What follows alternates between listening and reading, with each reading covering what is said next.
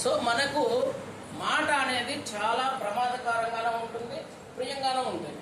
ఆ మాట అనేది ఎంత ప్రమాదకరంగా ఉంటుందో మన మాటలాడే మాటలు ఉంటాయి.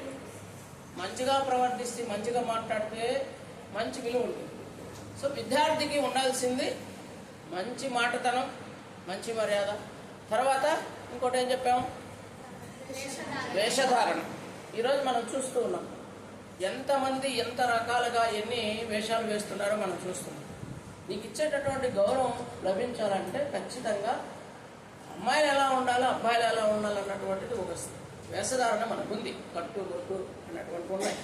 వాటిని ఖచ్చితంగా ఫాలో కావాలి. నువ్వు అందంగా కనపడాలంటే మంచి వేషధారణ ఉండాలి. చిలుకలు పేలుకలు వేసుకొని ఈ విధంగా ఉంటే కష్టం, బాగుంది. అవంతా సినిమాలో సరిపోతుంది. వాడు డబ్బు సంపాదించడానికి 3 గంటలు మన దగ్గర దోపిడీ చేయడానికి, కోట్ల రూపాయలు దోచుకోవడానికి చేసే పని. సినిమా జీవితం వేరు కాదు, రెండు ఒకటి కాదు కదా. సినిమా వేరు, జీవితం వేరు. ఒక్క పుష్ప సినిమా వల్ల, ఆ ఒక్క పాట వల్ల ఎంతమంది ఎన్ని రకాలుగా చెడిపోయారో యూత్ మనకు తెలుసు, మనం చూస్తున్నాం. మన మంగళంలో కూడా చాలామంది విద్యార్థులు చాలా తమ జీవితాలను పోగొట్టుకునే పరిస్థితి ఉంది. వాడేమో కోటీశ్వరుడయ్యాడు, సినిమా తీసినాడు కోటీశ్వరుడయ్యాడు, దానిలో నటించిన నటులు కూడా కోటీశ్వరుడయ్యాడు. కానీ బతుకులు పోగొట్టుకునేది పేద పిల్లలు. పేద మనుషుల యొక్క వాళ్ళ జీవితాలపై పెట్టుబడి పెట్టి వాళ్ళు సంపాదించుకున్న వ్యాపారం. సినిమా అనేది ఏం కాదు, నేను ఒక వ్యాపారం. డబ్బు సంపాదించుకున్నాను, దాని జోలికి ఎంతవరకు వెళ్ళాలో అంతవరకే వెళ్ళాలి. దాంట్లో ఉన్నటువంటి మంచిని మాత్రం గ్రహించాలి. సో మనకు విద్యార్థులకు మాట బాగుండాలి, వేషధారణ బాగుండాలి, నువ్వు నడిచే నడత బాగుండాలి, ప్రవర్తన బాగుండాలి. ప్రవర్తన అన్నటువంటిది ఇది శీల నిర్మాణం అంటారు. క్యారెక్టర్, మన క్యారెక్టర్ పోయిందనుకో నువ్వు చచ్చిపోయినట్టే లెక్క, దాంట్లో బతికినట్టు కూడా లేదు. ఈరోజు మనం ఎంత క్యారెక్టర్ లేకుండా ఎంత అధ్వాన్నమైన స్థితిలో ఉన్నామో మన చుట్టూ ఉన్నటువంటి సమాజాన్ని చూస్తున్నాం. అందులో మనం కూడా ఒక భాగమే. అట్లాగే సత్యానికి ఉన్నటువంటి విలువ, సత్యానికి ఉన్నటువంటి పవరు ఇంకో దానికి లేదు. సత్యం ఎప్పుడు నిలుస్తుంది. అందుకని అంటారు కదా, నిజం నిద్ర లేచేలాగా అబద్ధం ప్రపంచాన్ని చుట్టూ వస్తుంది. ఇది నోట్ చేసుకోవాలి, పాయింట్స్ దొరకవు. It's valuable points. నిజం నిద్ర లేచేలాగా అబద్ధం ప్రపంచాన్ని చుట్టూ వస్తుంది. నిజం నిద్ర లేచేలాగా అబద్ధం ప్రపంచాన్ని చుట్టూ వస్తుంది అంటాడు. ఒక అబద్ధాన్ని 10 మంది సమర్థిస్తే అది నిజమైపోతుంది, కానీ అది నిజం కాదు. నిజం అనేది నిప్పులాంటి. ఎప్పుడు కూడా నిజం మనల్ని కాపాడుతూ ఉంటుంది. నువ్వు స్వచ్ఛందంగా, నువ్వు ఖచ్చితత్వం మాట్లాడుతూ, సత్యమే మాట్లాడుతూ, సత్యంగా నువ్వు బతకగలిగితే ఏంటి అది కాపాడుతుంది. అందుకనే వేదాల్లో కూడా మనకు చెప్పారు, ఏమి ధర్మం రచిత. ధర్మాన్ని రచించు, ఆ ధర్మం నిన్న కాపాడుతుంది. విద్యార్థులైనటువంటి మీకు ఉన్నటువంటి ధర్మం ఏంటి? మీ ధర్మం ఏంటి?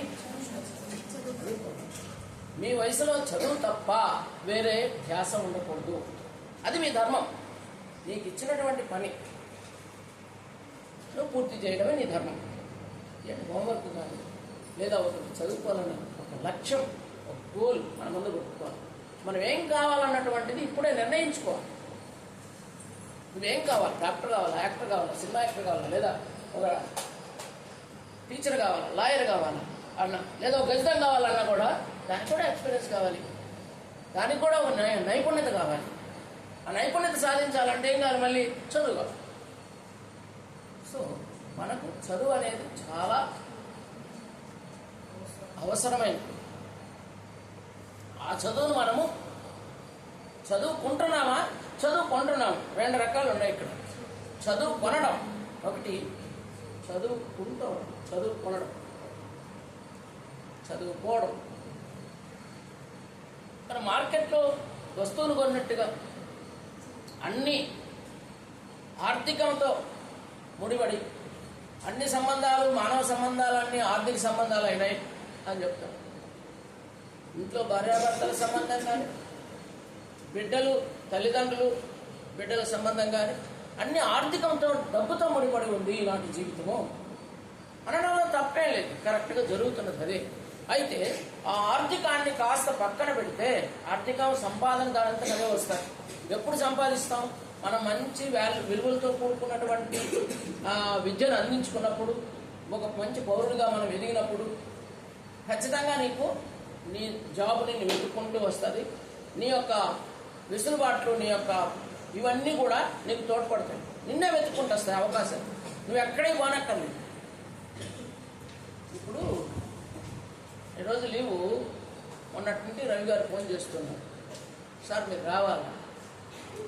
ఎంతోమంది టీచర్లు ఉన్నారు కదా, మరి నన్ను ఎందుకు పిలిచారు ఇక్కడికి? ఆ అవకాశం నాకు వచ్చింది. ఆ అవకాశం వచ్చిందంటే ఏంటి అర్థం? You have that's capacity, you have quality. నీకు ఆ క్వాలిఫికేషన్ ఉంది, నీకు ఆ అర్హత ఉంది, చెప్పగలిగే సామర్థ్యం ఉంది, నిన్ను నమ్ముతాను. ఎప్పుడు నమ్మకం కలుగుతుందంటే నువ్వు ఏ విధమైనటువంటి ద్రోహం చేయకుండా నీ వృత్తిని, నీ చేసే ధర్మాన్ని పాటించినప్పుడు నేను నమ్ముతారు ఎవరైనా.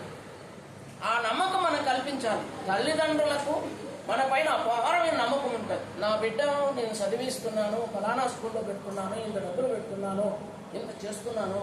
ఎందుకని? వాళ్ళకి ఏదో ఒరగబెడతారని కాదు, మంచి భవిష్యత్తు, మనకన్నా మంచి జీవితాన్ని వాళ్ళు అనుభవించాలి. తల్లిదండ్రి మనకన్నా, మాకన్నా నాకు బిడ్డలు ఉన్నారు, ఆ బిడ్డలు మంచి జీవితాన్ని అనుభవించాలి, మంచిగా బతకాలి, ఈ కష్టాలు వాళ్ళకు ఉండకూడదు అన్నటువంటి ఒక ఆశ. ఆ ఆశను మీరు తొందరలో దొరికినట్టే కదా. మీరు పని మీరు చేయకపోతే అమ్మా నాన్నను మోసం చేసినట్టే కదా. మీ పని మీరు, మీ ధర్మాన్ని మీరు పాటించకపోతే మీరు మీ పైన పెట్టినటువంటి ఖర్చు అంతా కూడా పెట్టుబడిగా భావించకూడదు. తల్లిదండ్రి పెట్టేటటువంటి ప్రతి పైసా కూడా బిడ్డలకు ఆత్మసాక్షిగా పెడతారు. ఏ విధమైనటువంటి మళ్ళా ప్రతిఫలం ఆశించకుండా వేస్ట్ చేసేటటువంటిది అమ్మా నాన్న చేసే సేవలు. వాళ్ళు ఏం ఆశించరు మిమ్మల్ని. మీరు కోటీశ్వరులైనా వాళ్ళు ఏం ఆశించరు. కాకపోతే నాలాగా ఉండకూడదు, నా బిడ్డ బాగుండాలి అన్నటువంటి ఒక స్వార్థం ఉంటుంది తల్లిదండ్రులకి. అది మీరు మర్చిపోకుండా మీ ధర్మాన్ని మీరు పాటించాలి. మీరు ఏం చేయాలనుకున్నారో, మీరు ఏ దానికి వస్తున్నారో అది మాత్రమే పూర్తి చేసుకుని వెళ్ళాలి. ఇది ఒక జీవితంలో మనం చెప్పాల్సినటువంటి, చేయాల్సినటువంటి ఒకానొక జీవితం నిర్మాణంలో ఒక భాగం. మనల్ని మనం నిర్మించుకోవాలి, మనల్ని మనం సంస్కరించుకోవాలి. వేరే ఎవరో వచ్చి నీకేదో చెప్తానంటే అది అయ్యే పని కాదు. నిన్ను నువ్వు నిర్మాణం చేసుకోవాలి. నువ్వేం కావాలన్నా నీ వల్ల నువ్వే తయారు. ఇదో ఇక పరీక్షల విషయానికి వద్దాం.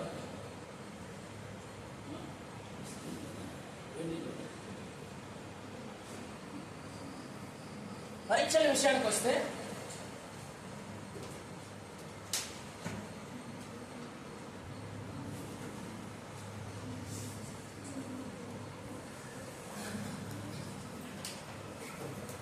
ఇక్కడ 2 పేపర్లు ఉన్నాయి. ఒకప్పుడు తెలుగులో 50 మార్కులు 50 మార్కులు, ఇప్పుడు 100 మార్కులకు ఇచ్చాడు.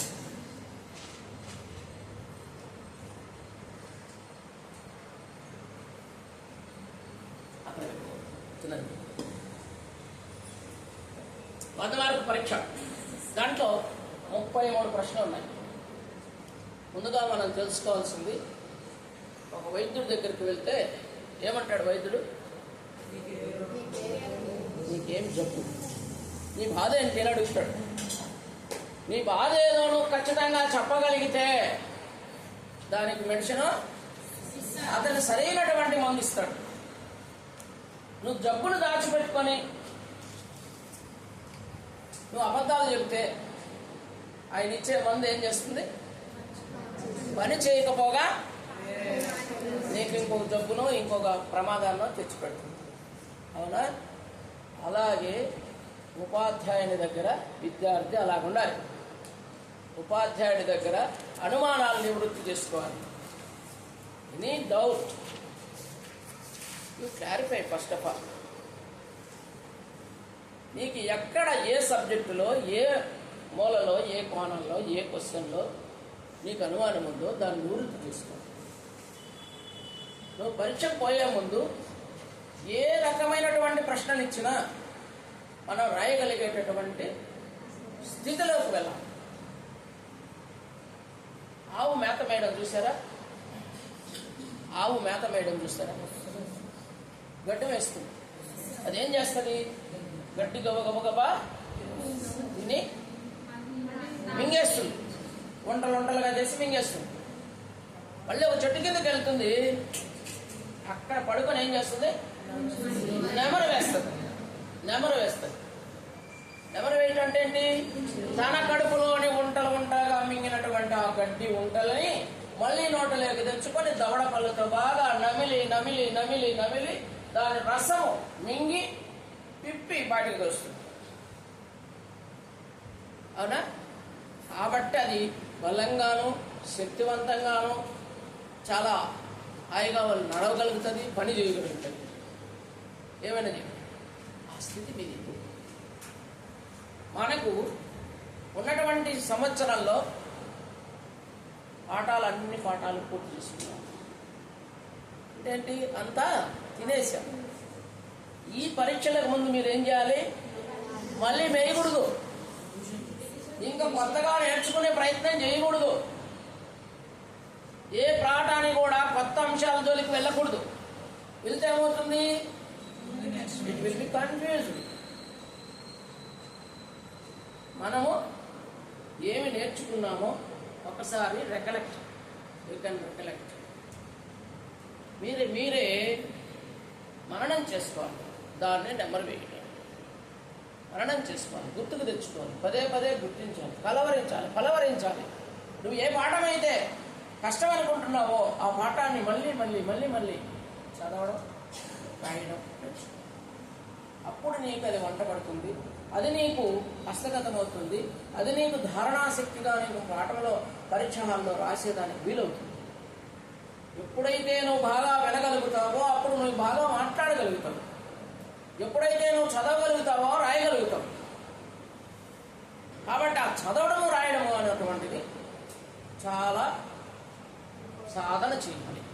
తెలుగులో పద్యం ఉంటుంది. అనగనగరాగమతిశైలుచునుండు తినగ వేము తీయనుండు సాధనన్న పనులు సమకూరు ధరలోన విశ్వధాభిరామ వినురవేమ అని వేమన గారు 16వ శతాబ్దంలో చెప్పాడు అన్నమాట. స్టిల్ ఎప్పటికి కూడా మన జీవితానికి అన్వయించబడుతుంది.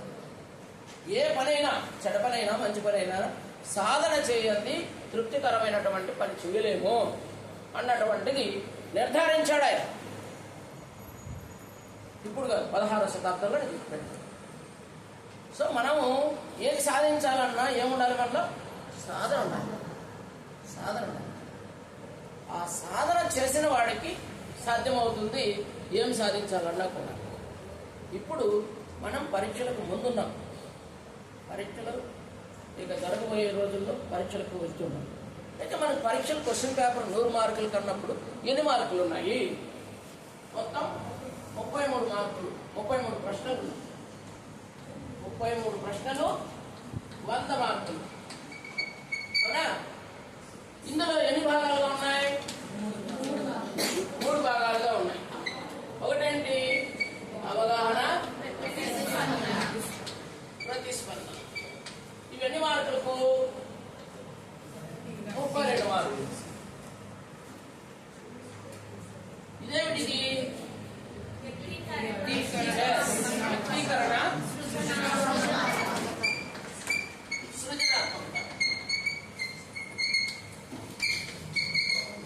ఇవన్నీ మార్కులు ఉన్నాయి 36 మార్కులు.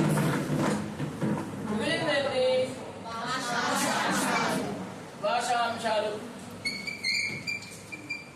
ఇవన్నీ 32 మార్కులు. ఈ క్లారిటీ మనకు తెలిసిందా? ప్రశ్నపత్రం ఎన్ని భాగాలు ఉన్నాయి, ఒక్కొక్క భాగంలో ఎన్ని మార్కులు రావాలి, ఎన్ని మార్కులు ఉన్నాయి, ఆ మార్కులకు సంబంధించింది మనము ఎంతవరకు నేర్చుకున్నాం అన్నటువంటిది ఇప్పుడు వేరే తీసుకోవాలి. ఇప్పుడు రికలెక్ట్ చేసుకో. అవగాహన ప్రతిస్పందనలో ఎన్ని ప్రశ్నలు ఉన్నాయి?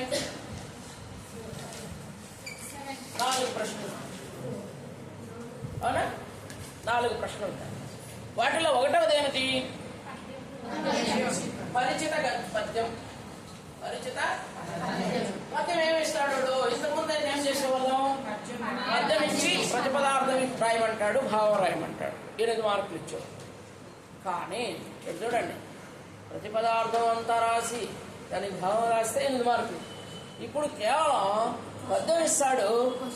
పెద్ద పద్యం కాదు, వృత్త పద్యాలు కాదు, మామూలు కంద పద్యం, ఆటవేలతో తేటగితో ఇవి ఇస్తాడు. వాటిలో ఆ పద్య భావాన్ని మీరు నేర్చుకుంటే ఇప్పుడు ప్రశ్న ఏది ఇచ్చినా రాయచ్చా? రాయలేము.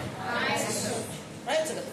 మీరు ఏం చేయాలి? పద్యం నేర్చుకోవాలి, పద్యంతో పాటు భావం నేర్చుకోవాలి. ఆ పద్య భావం నీకు తెలిస్తే, దాంట్లో సారం మనకు తెలిస్తే రాయచ్చు. వాడు ఎట్లన్నా ఈయనకి వస్తుంది.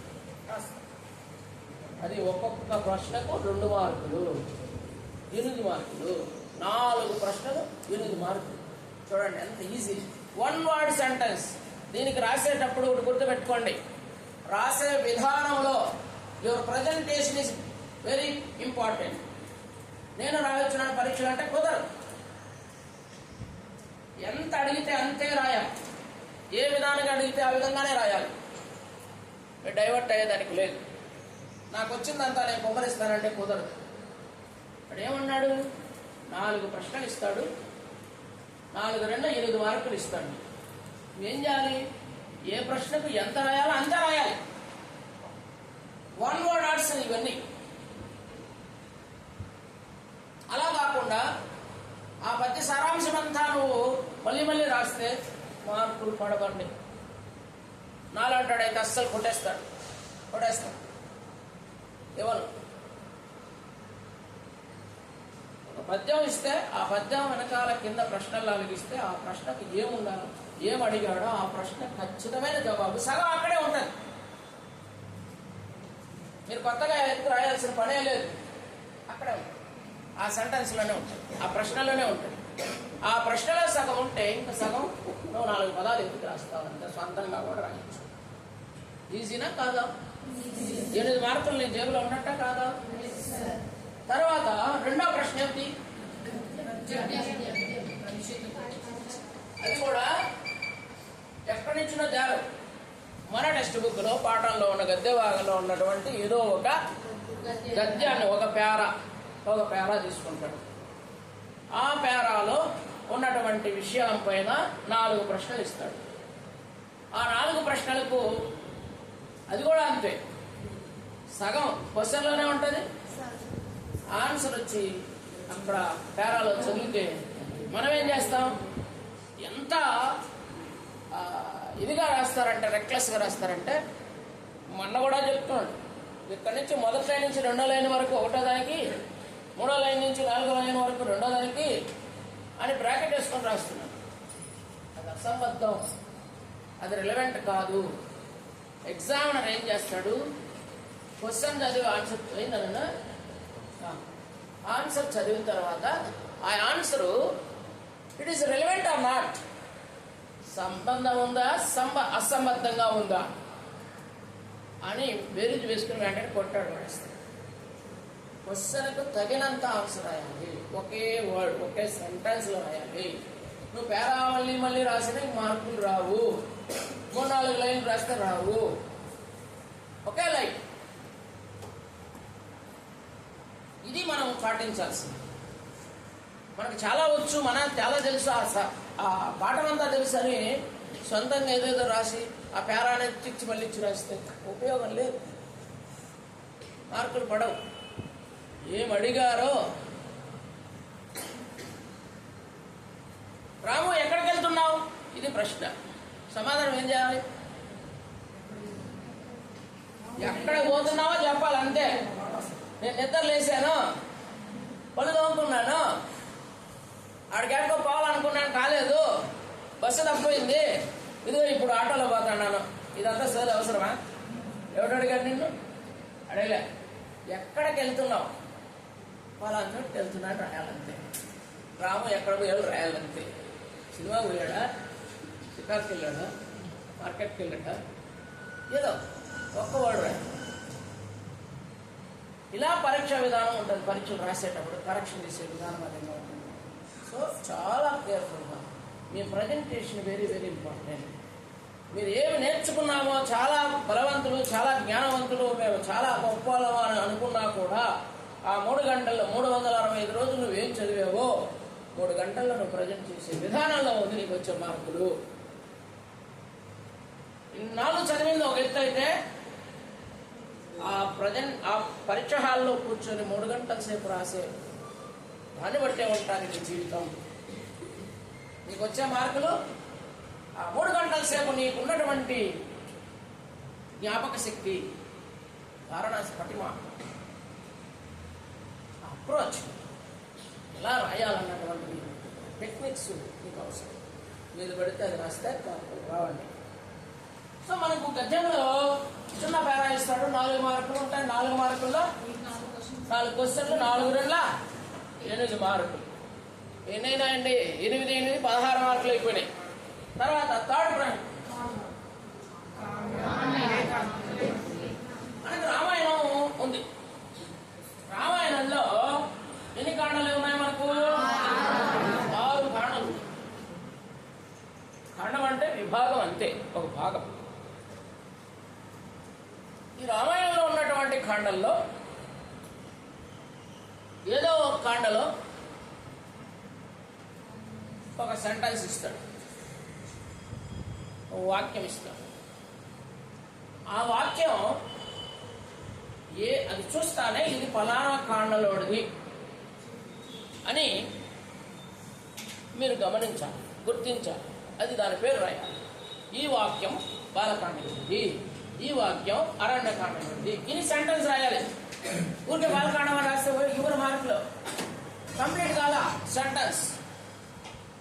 బాలకాండ లేదంటే అరణ్యకాండ, యుద్ధకాండ అని పెడితే నువ్వు కాండ లేదా రాసుకుంటున్నావు. It is not answer, relevant answer, exact answer కాదు. పైన చెప్పిన వాక్యము ఫలానా కాండలో ఉంది అని రాయాలి. అప్పుడు నీకు 2 మార్కులు వస్తాయి. లేదంటే నేను కొట్టేస్తాను, నేను అలా అంటాడు. అయితే ఇక మేడం అట్లాడైతే 1 మార్క్ వేస్తాడు, 1 మార్క్ వేస్తాడు. లేదమ్మా హృదయం చాలా విశాలమై పిల్లల పట్ల చాలా ప్రేమ ఉండిపోయి ఇచ్చేస్తే చెప్పలేము. నా వర్షన్ ఏంటంటే ఎవరి వర్షన్ అయినా చదువు కాడ కఠినంగా ఉండాలి, పెట్టే కాడ తిట్టే కాడ బాగుండాలి. నువ్వు ప్రేమగా పలకరించేటప్పుడు ప్రేమగా తిండి పెట్టు, 4 మంచి మాటలు చెప్పు, కానీ పరీక్షల్లో మాత్రం కఠినంగా ఉండు. ఎందుకు కఠినంగా ఉండాలి? అది నీ బతుకు సంబంధించింది. ఈరోజు నీకు చెప్పించో లేదంటే ఇంకో చొప్పించో ఏదో దొంగట్లాడి వక్ర మార్గంలో పోయి నేను పాస్ చేసినంత మాత్రం నువ్వే జీవితం అప్పుడు అయిపోలే. జీవితం ఆరంభం. నువ్వు ఆరంభంలోనే వక్ర మార్గంలోకి వెళ్తే నువ్వెక్కడ బాగుపడతావు? నీ జీవితం ఏమవుతుంది? బిట్లు ఇవ్వడమో ఇంకోటి చేయడమో ఇంకోటి చేస్తే నిన్ను వాడు నాశనం చేసినట్టే లెక్క. నీ బతుకు నీకు గుదిబండ అవుతుంది. ఇది నా స్వానుభవంగా అనుభవించినటువంటి విషయమే చెప్తుంది. 1989లో మా తమ్ముడు 10వ తరగతి, సొంత తమ్ముడు. ఇట్లే పరీక్ష హాల్లో నుంచి ఒక కానిస్టేబుల్ నా దగ్గరికి వచ్చాడు. నేను పీజీ చూసి డ్రోన్ కట్టుకొచ్చాను. సార్ అందరూ బిట్లు తీసుకుంటున్నాడు సార్, మీ పిల్లోడు తీసుకోలేదు సార్, రాయమంటే మా అన్న కొడతాడన్నాడు. అది చెప్పాడు. సరే వాడిని పోలీసు వాడిని యూనిఫామ్లో ఉన్నాడు తిట్టేశాడు. ఎవడా నీకు ఇచ్చింది ఉద్యోగం? ఎవడిచ్చినా నీకు ఉద్యోగం? వాడి పరీక్షలు చదువుకొని రాయాలి, బిట్లు కొట్టి కాదు రాయాల్సింది. వాడు ఫెయిల్ అయినంత మాత్రాన దేశానికి కొంచెం నష్టమే లేదు. ఇప్పుడు అర్జెంటుగా మళ్ళీ కట్టి రాసుకుంటాడు. వాడు స్వతహాగా చదువుకొని పాస్ అవ్వాలి. అప్పుడు వాడు జీవితంలో నెట్టగలుగుతాడు, నిలబడగలుగుతాడు. నువ్వు కాపీ కొట్టి రాసి ఇచ్చినటువంటి సర్టిఫికెట్ 4 గొప్పనా? ఎందుకు ఉపయోగం? ఈరోజు అందుకనే మన జీవితాల్లో అందరూ సాఫ్ట్వేర్ ఇంజనీర్లే. ఆ డబ్బులు ఇస్తే సర్టిఫికెట్ ఇస్తున్నాడు. ఇక్కడ పోయి ఇంటర్వ్యూకి అటెండ్ అవ్వాలంటే ఇంటర్వ్యూలో మాట్లాడేది రాదు. దానికి మళ్ళీ ట్రైనింగ్ ఏమిటి, స్కిల్, కమ్యూనికేషన్ స్కిల్ అని పోటీ పెడతాడు ఒకడు. 10 రోజులకు 3,000, 4,000, 10,000 మళ్ళా పోటీ పెడతాడు. ఎలా మాట్లాడాలో కూడా నేర్పించేదానికి తయారవుతున్నారు. అదొక వ్యాపారం. ఏం చేస్తున్నాడు ఆ కొడుకు అంటే, బీటెక్ అయిపోయింది, అదేదో కమ్యూనికేషన్ స్కిల్ అంట, దానికి ఇన్స్టిట్యూట్లో చేరినాడు. ఏదో మాట్లాడేది కూడా ఇన్స్టిట్యూట్లో మాట్లాడాలి, నేర్చుకోవాలా? సిగ్గులే. మాట్లాడడానికి రాయడానికి కూడా ఇన్స్టిట్యూట్ కావాలా? దాని మీద ట్రైనింగ్ తీసుకోవాలా? ఎందుకు తీసుకోవాలి? నువ్వు చేయాల్సిన వయసులో చేయాల్సిన పని చేయకపోవడం వల్ల, నువ్వు బహు తప్పు చేసినందువల్ల ఆ 10th క్లాస్ ఎగ్జామ్స్లో కన్నగడ్డి తిని అమ్మానాలను పీడించి ఇస్తే నాకు బిట్లు ఇస్తేనే రాయిస్తాను అన్నటువంటి ఒక దీంట్లోకి దిగిపోయి దిగజారుడుతనానికి దిగిపోయి నీ బతుకు మీద నువ్వే మాట్లాడుతున్నావు. ఈరోజు communication skill, English, speaking, spoken English, ఇవన్నిటికీ డబ్బులు తగలబెట్టడం. బడిలో ఏం చెప్తాడో టీచరు అది నేర్చుకోనంటే ఇది లేదు కదా. ఏ కోచింగ్లకు వెళ్ళాల్సిన అవసరం లేదు కదా. సపరేట్గా వాటికి డబ్బులు కట్టాల్సిన పని లేదు కదా. నువ్వు 10th పాస్ అయినోడు, నీ అర్జున్ నువ్వు కరెక్ట్గా రాయలేవా? నువ్వు కంప్యూటర్ ఇంజనీర్ అయినోడు ఫ్రీగా మాట్లాడలేవా ఇంగ్లీష్లో? ఆ కమ్యూనికేషన్ స్కిల్స్ మళ్ళీ డబ్బులు దాడా చేయాలన్నా, దానికి మన ట్రైనింగ్ చేయాలన్నా, ఎంత తప్పు చేస్తున్నారో ఆలోచించాడు. ఇక్కడ మనకు ఎందుకంటే ఇవి జీవితాలు పాడు చేసే పనులు. వ్యాపారం లేక మనం కొట్టుకుపోతున్నాం. చదవాల్సిన సమయంలో చదవకుండా, రాయాల్సిన సమయంలో రాయకుండా, ఏ పని ఎప్పుడు చేయాలో అది చేయకపోవడం వల్ల ఇవన్నీ జరుగుతున్నాయి. అది ఒక భాగం. తర్వాత మనకు అవగాహన ప్రతిస్పందన కింద ఒక్క ప్రశ్న, 2 ప్రశ్నలు అయినాయి. మూడవది ఏమి, కాండలు చెప్పుకున్నాం. ఆ కాండలు కూడా ఎలా రాయాలో ఇప్పుడు చెప్పాను. ఏమిటి, ఫలానా కాండలో ఉంది అని స్పష్టంగా రాయాలి. అక్కడితో ఇచ్చిన వాక్యం బాలకాండలోనిది, చెందినది బాలకాండలోనిది, చెందినది లోనిది. ఇవి లింకప్ వర్డ్స్ బాగా మర్చిపోకుండా నేర్చుకోండి, చూసుకోండి. ఒక వాక్య నిర్మాణంలో మనం అర్థవంతంగా వాక్యం పూర్తి కావాలంటే కర్త, కర్మ, క్రియ అనేటివి ఉన్నాయి. వాటిని ఎక్కడ ఉపయోగించాలో ఆ వాక్యంలో అక్కడ ఉపయోగిస్తేనే అర్థవంతంగా ముగుస్తుంది ఆ వాక్యం. సో మనకు పై వాక్యము, ఇచ్చినటువంటి వాక్యము బాలకాండలోనిది, ఇది లోనిది అని రాస్తే సరిపోతుంది. లేదా బాలకాండకు చెందినది, ఈ చెందినది లోనిది 2 వదిలేసి బట్టి బాలకాండ అంటే అసంపూర్ణంగా ఉందివాడు సెంటెన్స్. సో మనం రాసే విధానం ఇది ఉండాలి. పరీక్షలు రావాలంటే, మార్కులు రావాలంటే ఈ చిన్న తప్పుడు సవరించుకోవాలి. ఓకేనా? నేను రాసేసినాను, సంకలు గుద్దుకుంటే అవసరం కాదు, అది కాదు, వీలు కాదు. సో మనకు ఆ 4 ప్రశ్నలు అయినాయి, 3 ప్రశ్నలు అయినాయి. 4వ ప్రశ్న, అపరిచిత గద్యం. నేనా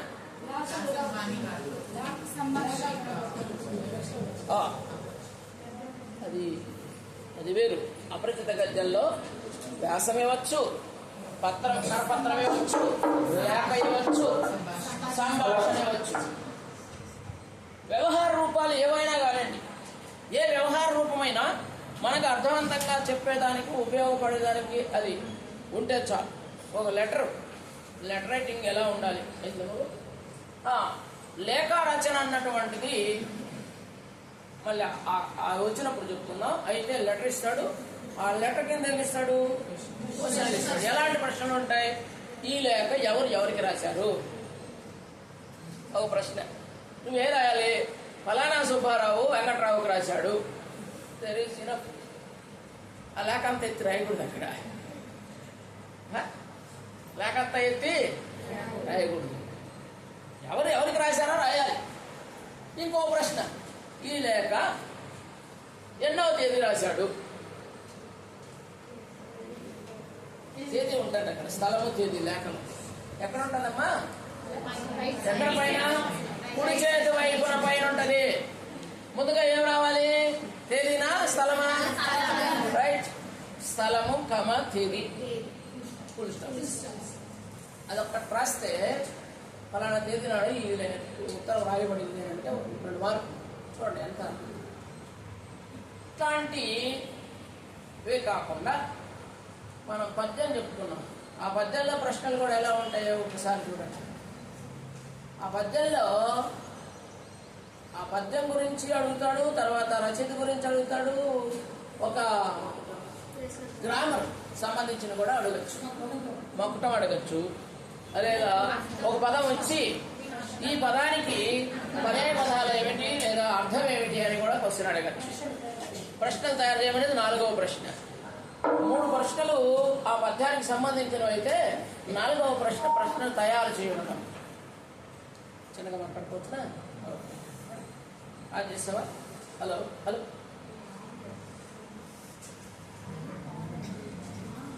hello hello hello hello okay, కొంచెం సౌండ్ తెచ్చుకో సరిపడు.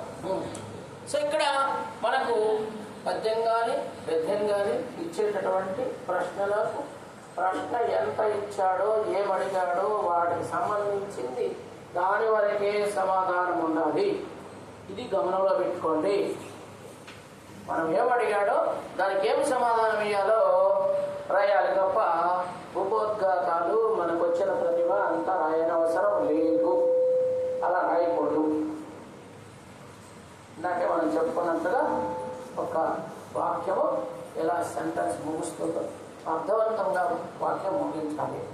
ఇక్కడ చిన్న 32 మార్కులకు 32 మార్కులు వచ్చే సందర్భం మొదటి రోమంలో ఉంది. మనకు బాగా గమనించుకోండి. It's very easy task. 32కు 32 ఇచ్చేయాల ఆ టీచర్, ఆ ఎగ్జామినర్. ఎందుకని అంటే అంత ఈజీగా ఉంటాయి. ఇప్పుడు మనం చెప్పుకున్నవన్నీ కూడా 2 మార్కులు ప్రశ్నకు 2 డబుల్ ఇస్తున్నాం. So it is very easy task అనమాట. తర్వాత లేఖ అయింది, కరపత్రం, సంభాషణ, ఇంకోటి ఏంటి ఒక అపరిచిత పద్యం, గద్యమే, ఒక ఏదో ఒక భాషకు సంబంధించింది. ఈరోజు అంతర్జాతీయ మహిళా దినోత్సవం. స్త్రీమూర్తులకు అందరికీ, మేడం గారికి, పిల్లలకి అందరికీ కూడా అంతర్జాతీయ మాతృభాష దినోత్సవం, అంతర్జాతీయ మహిళా దినోత్సవం సరే, అంతర్జాతీయ మహిళా దినోత్సవం కాబట్టి ఒక అంతర్జాతీయ మహిళా దినోత్సవం గురించి ఇచ్చారనుకోండి, పరీక్షలు మార్చిలోనే జరుగుతూ ఉంది. కరెంట్ ఇవ్వచ్చు, తప్పే లేదు. అది వితౌట్ సబ్జెక్ట్. మన టెక్స్ట్ బుక్లో లేనటువంటి అవుట్ ఆఫ్ సిలబస్లో తీసుకోవాలంటే ఇప్పుడు కరెంట్లో జరుగుతున్నటువంటి టాపిక్ ఏంటి? అంతర్జాతీయ మహిళా దినోత్సవం. దాని ప్రాముఖ్యత ఒక పేరా ఇస్తాడు. పేరా ఇస్తే అంతర్జాతీయ మహిళా దినోత్సవం ఎప్పుడు జరుపుకుంటాము? ఒక ప్రశ్న. మార్చి 8. ఈ మహిళా దినోత్సవాన్ని మార్చి 8వ తేదీన జరుపుకుంటాము. అట్లా ఎండింగ్ కరెక్ట్గా ఉండాలి, మార్కులు కరెక్ట్గా ఉండాలంటే. ఇక అలాగే లాస్ట్లో చివరిలో మనం అనుకున్నట్టుగా ఈ ఒక ప్రశ్న అర్థవంతమైన ప్రశ్న తయారు చేయండి. ఏది పడితే అడుగుడు అర్థవంతమైన ప్రశ్న మీరు తయారు చేయాలన్నప్పుడు పద్యం అయితే మకుటాన్ని లేదా ఈ పద్యానికి శీర్షికను పెట్టమనడము అట్లా చెప్పచ్చు. ఈ పద్య రచయిత ఎవరో అడగచ్చు. ప్రశ్న నేను చెప్తున్నది, ఈ పద్య రచయిత ఎవరు, ఈ పద్య రచయిత ఎన్నో శతాబ్దం వాడు, ఇలాంటి ప్రశ్నలు మీరు అడగచ్చు, రాయొచ్చు ఆన్సర్గా.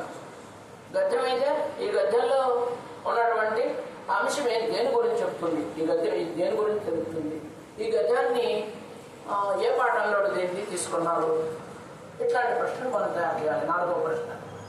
సో ఇక్కడ మనకు అవగాహన ప్రతిస్పందనలో 32కు 32 మార్కులు తెచ్చుకునే దానికి అవకాశం ఉంది. ఉందా లేదా? సో ఫస్ట్ రోమన్ 32 మార్కులు దిగులు లేకుండా తెచ్చుకున్నాం. 2వ రోమన్లోకి వస్తే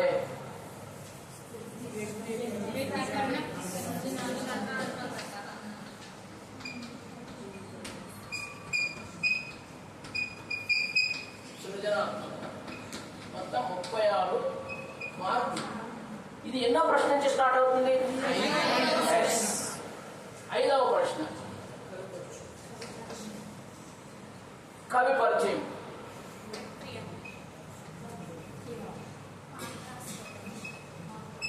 ఈ కవి పరిచయము ఎన్ని మార్కులు అండి? 4 మార్కులు.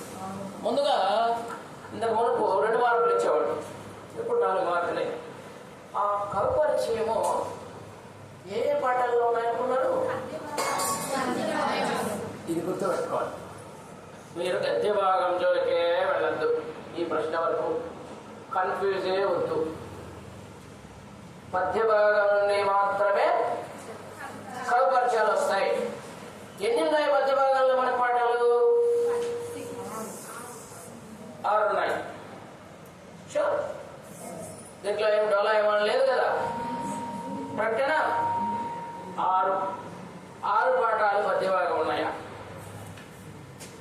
ఎన్ని ఉన్నాయి? 6 అంటారు, 7 అంటారు. కరెక్ట్ గా చూసి చెప్పు.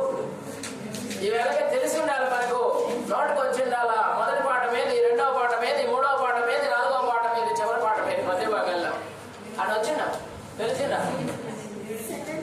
7 పాఠాలు ఉన్నాయి, 6 కాదు. అంటే 7 మంది కవుల గురించి నీవు నేర్చుకోవాలి. మంచి మాట చెప్పారు. నేర్చుకోవడము చదువుకోవడం 2 ఒకటేనా? Is there any difference? ఏంటి చెప్పు. చదువుకోవడం అంటే ఏంటి, నేర్చుకోవడం అంటే ఏంటి?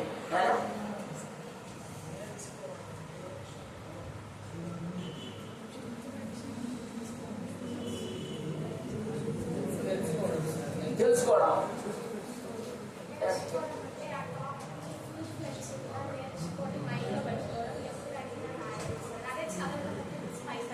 వెరీ గుడ్, క్లాప్స్ అండి.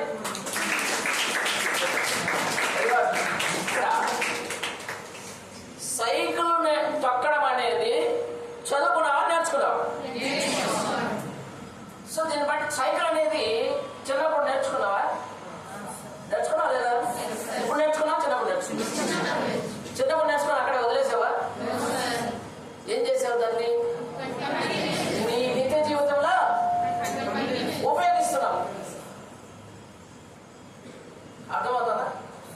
నిత్య జీవితంలో ఉపయోగిస్తున్నావు. అది నేర్చుకోవడం.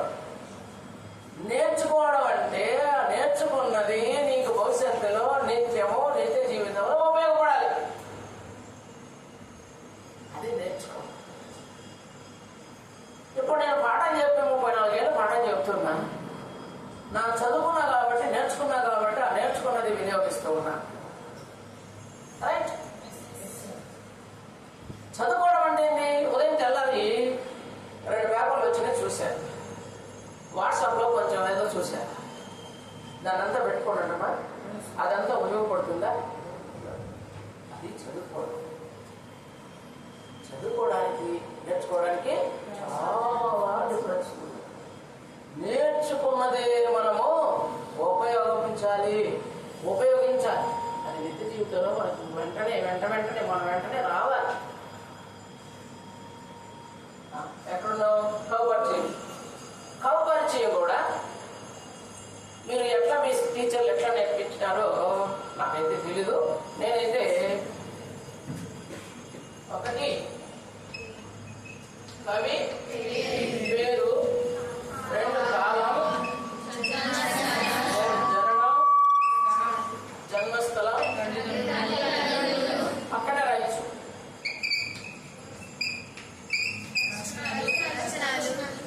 రచనలు, పురస్కారాలు, బిరుదులంతా ఇక్కడే. ఏమైనా ఉంటే విశేషాంశాలు ఇలా. అంతేనా? ఈ ప్యాటర్న్ తప్ప పారాగ్రాఫ్ గా రాయొద్దు.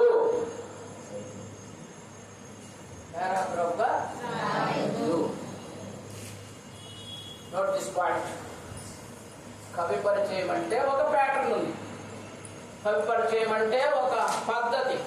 దాని ప్రకారమే నేర్చుకోవాలి. ఎందుకు అంటే ఒక పేరాగా చదువుకుంటే బిజీగా ఉంటుంది, మన మెదడు అంతా కన్ఫ్యూజ్ అవుతుంది. ఆడెప్పుడు పుట్టాడు, ఈడెప్పుడు, అట్లా కాదు. ఒక పాయింట్ టు పాయింట్ మనము నేర్చుకొని రాసామంటే అది అలాగే నిలిచిపోతుంది. కాబట్టి అలా రాస్తే 4 మార్కులు వస్తాయి. 7 మార్కులు 4 మార్కులు వచ్చేస్తాయి. మీరు ఎంతమంది కవుల గురించి నేర్చుకోవాలి? 7. 9వ తరగతిలో ఎంతమంది మా ఎన్ని పాఠాలు? 9వ తరగతి ఎన్ని పాఠాలు? తెలుగు పద్య భాగం 7, రైట్. 9th 10th ఒకే ప్యాటర్న్ ఉంటుంది ఎగ్జామినేషన్. 6th to 8th భిన్నంగా ఉంటుంది. మీకు వాళ్ళకి అస్సలు సంబంధమే ఉండదు. కానీ 9th క్లాస్లో 10th క్లాస్ ప్యాటర్న్ పెట్టారు. ఎందుకని? అప్కమింగ్ 10th క్లాస్ పీపుల్స్ కాబట్టి ప్రాక్టీస్ కావాలి. 1 ఇయర్ ముందుగానే దాన్ని మీకు పరిచయం చేస్తాం. ఆ ఎగ్జామినేషన్ ప్యాటర్న్ అనేది 10వ తరగతి పబ్లిక్ పరీక్ష ఎలా ఉంటుంది, ఎలా రాయాలి అన్నటువంటిది 9వ తరగతిలోనే ప్రాక్టీస్ అవుతుంది. 10వ తరగతిలో కాదు, ఇది ఎంతో మీరు నేర్చుకోవచ్చు. 9వ తరగతిలోనే ఆ ఎగ్జామినేషన్ ప్యాటర్న్ అంతా కూడా వస్తుంది. క్వశ్చన్ పేపర్ అంతా ప్యాటర్న్ అంతా ఒకే విధానంలో ఉంటుంది. సో మనం అందుకనే 9వ తరగతి కూడా పెట్టండి అని చెప్పింది sir Ravi sir. 9th 10th ఒకటి. సో కౌపరిచయము 4 మార్కులు తెచ్చుకోవాలంటే ఈ విధమైనగా మనం ముందుకెళ్ళాలి. చేస్తారు కదా? గుడ్. నెక్స్ట్ క్వశ్చన్ అమ్మా.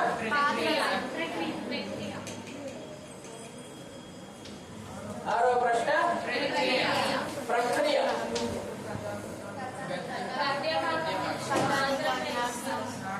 ఇంకోటి కూడా ఉంది, ఇది మర్చిపోతున్నారు. ప్రక్రియ, నేపథ్యం. నేపథ్యం అడిగితే ప్రక్రియ అడగడు, ప్రక్రియ వస్తే నేపథ్యం రాదు. కానీ మనం 2 నేర్చుకోవాలి. ఇవి ఎక్కడ ఏ పాఠంలో వస్తాయి, ఏ పాఠంలో వస్తాయి అంటే పద్య భాగాల్లో రావు. వస్తాయా? గద్య భాగం మాత్రమే చదువుకోవాలి. ఆ గద్య భాగంలో ఉన్నటువంటి ప్రక్రియలు ఎన్నున్నాయో, ఎన్ని నేపథ్యాలు ఉన్నాయో అవి మాత్రం నేర్చుకోవాలి. ఎన్నున్నాయి ప్రక్రియలు మనకు? 3. ఏంటంటే don't give group answers please. Stand up and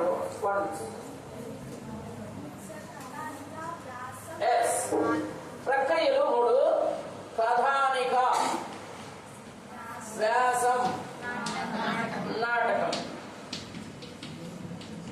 ఈ 3 మన 10వ తరగతిలో ఉన్నటువంటి ప్రక్రియలు.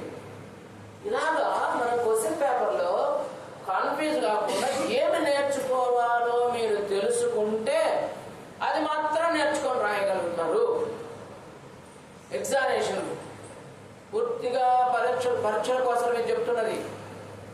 మనం పాఠాలన్నీ చదివేది జీవితం కోసరం, మేము చెప్పేది జీవితం కోసరం. సో మన పాఠాలన్నీ కూడా చదువుకోవాల్సింది జీవితం కోసరం.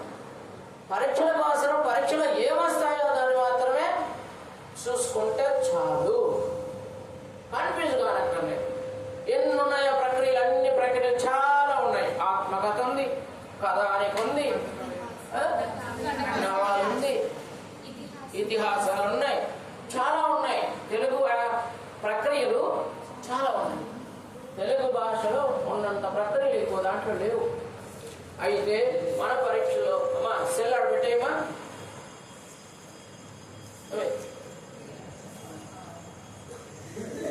ఏమంటే నువ్వు సెల్ చూస్తా అంటే 4 తలకాయలు అక్కడ తిరిగాయి. నీకు తెలియకుండా 4 తలకాయలు అక్కడ తిరిగాయి. అది నాకు కొంచెం డిస్టర్బెన్స్. మీరు బాగా కాన్సన్ట్రేట్గా ఉంటే నేను కాన్సన్ట్రేట్గా చెప్తా. మీరు ఏమాత్రం డిస్టర్బ్ అయితే నేను డిస్టర్బ్ అవుతా. అది నా వీక్నెస్. నా క్లాసులో కూడా ఎవరు మాట్లాడేవాడు ఉంటే లేదు పంపించేస్తా బయట. తిరుక్కుంటారు ఊరంతా పోడు అని చెప్తారు. ఎవడు పోడు.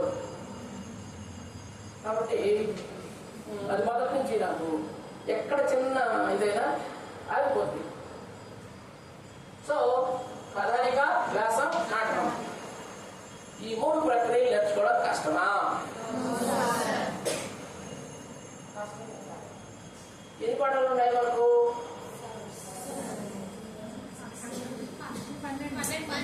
గద్యం బాగా మాట్లాడుతున్నాము. 5 పద్యం 7 5 మొత్తం 12 10th క్లాస్ 9th క్లాస్ రెండింటికి అంతే. ఇక్కడ కథానిక వ్యాస నాటకం ప్రక్రియలు నేపథ్యాలు ఎన్ని ఉన్నాయి చెప్పు. ఈ 2 పాఠాలకు నేపథ్యం ఉంది. నేపథ్యం అంటే ఏంటి? అసలు అది తెలుసుకోకుండా మనం ఏం చేయలేము. నేపథ్యం అంటే ఏంటి? గుడ్. ఏం పేరు? అఖిల. చెప్పు అఖిల్. దాని పూర్వాపరాలు. ఇప్పుడు అఖిల్ అనే పేరు, అఖిల్ అంటే అర్థం ఏంటి? మీ అమ్మ నాన్న ఎవరు? మీ తాత ఎవరు? మీరు ఎక్కడి నుంచి వచ్చారు? ఏ ఊర్లో ఉన్నారు? ఏం చేస్తారు? ఇదంతా ఏంటి? అది నేపథ్యం. అది నేపథ్యం. మనం ఏ సామాజిక వర్గం నుంచి వచ్చాం, ఎక్కడి నుంచి వచ్చాం అన్నటువంటిది మన నేపథ్యం. అలాగే ప్రతి కథాంశానికి, ప్రతి వృత్తానికి, ప్రతి అంశానికి ఒక నేపథ్యం ఉంటుంది. ఒక కథానికి ప్రత్యక్ష దైవాల పాఠం ఒక ఇతిహాస కాదు. ఆ కథ చుట్టూ ఏం జరిగింది అన్నటువంటిదే నేపథ్యం. గుడ్. సో ఇక్కడ మనకు నేపథ్యానికి ప్రక్రియకు భిన్నంగా ఉంటుందా ఉండదా? నేపథ్యం వేరు, ప్రక్రియ. ప్రక్రియ అనేది ఏమిటి? ఇలా ఉండాలి అన్నటువంటిది ఒక మ్యాథమెటిక్స్ లో ఒక సూత్రం ఉంటుంది. ఫార్ములాస్ అంటారు. ఫార్ములాని దాటి ఫార్ములాని కాదని నువ్వు ఏదైనా లెక్క చేయగలవా? చేయలేవు. అలాగే తెలుగు భాషా శాస్త్రంలో 12కి సూత్రాలు ఉన్నాయి. మనం భాషాంశాల్లోకి వెళితే వ్యాకరణాంశాల్లో 2 సూత్రాలు ఉన్నాయి. తర్వాత చెన్నై చూడండి బాల వ్యాకరణంలో మనకు మొదటి సూత్రం నిర్దేశించేసాడు. దాని ప్రకారమే వెళ్ళాలి. అలాగే భాషా శాస్త్రంలో ఈ కావ్యాలలో ఉన్నటువంటి ప్రక్రియలు ఇవి. అవి ఎలా ఉంటాయి? కథలు ఉండాలి, నవలు ఎలా ఉండాలి, నాటకం అంటే ఇలా ఉండాలి, వ్యాసం దాని లక్షణం వేరు, కథానికి లక్షణం వేరు, కథ లక్షణం వేరు, వ్యాస లక్షణం వేరు, నాటక లక్షణం వేరు. ఇట్లా వాటి యొక్క లక్షణాలు తెలిపేటటువంటిది, వాటి యొక్క పరిధిని తెలిపేటటువంటిది ప్రక్రియ. ఈ ప్రక్రియకు నా నేపథ్యానికి డిఫరెన్స్ తెలుసుకోవాలి. అది తెలుసుకోకుండా మనం ఏం చేయలేము. సో 3 ప్రక్రియలు, 2 కష్టమా? దాంట్లో ఒకటే వస్తుంది. మొత్తం 5 నేర్చుకుంటే 1 వస్తుంది. ఆ 1 ప్రక్రియ కావచ్చు, నేపథ్యమైన కావచ్చు, ఏది ఇచ్చినా రాయగలిగేటిగా మనం సిద్ధం కావాలి. అవుతా కదా? సో దీంట్లో ఎన్ని మార్కులమ్మా? 4 మార్కులు అయిపోయినాయి. తర్వాత ఏంది వంట పాత్రలా?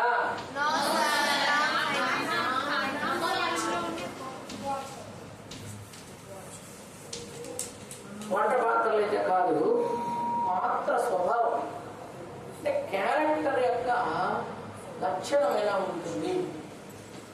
ఆ కథానికలో కానీ, ఆ నాటకంలో కానీ, ఆ రామాయణ కథలో కానీ ఉన్నటువంటి పాత్రధారుడు యొక్క విశిష్టమైనటువంటి, అంటే ఆ కథకు వాళ్ళు లేకపోతే ఇది ఇలా ఉండదు, రంజింపదు అనిపించేటంత ఇంపార్టెన్స్ ఆ క్యారెక్టర్స్ ఉంటుంది. మందర పాత్ర తీసుకోండి రామాయణంలో.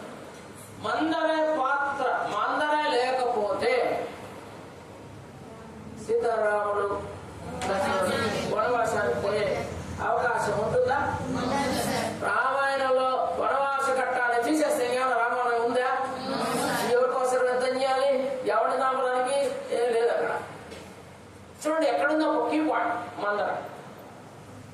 అలాగే కైకేయి, అలాగే అడవుడు లేడుగా పోతాడు చూడు మారీచుడు, వాలి సుగ్రీవుడు,